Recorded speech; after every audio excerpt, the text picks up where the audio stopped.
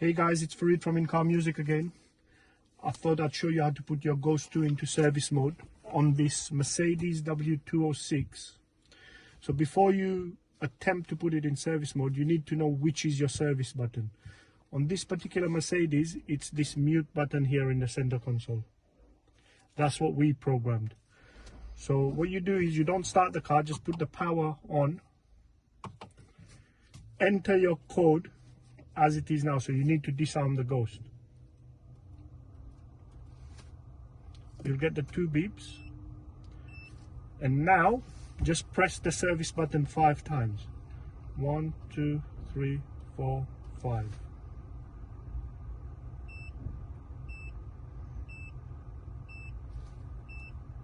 The Ghost beeped back 5 times, and now it's in service mode.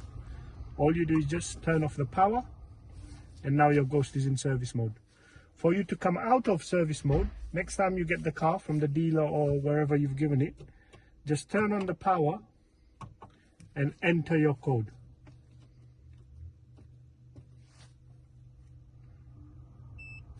The 2 beeps, and that's it.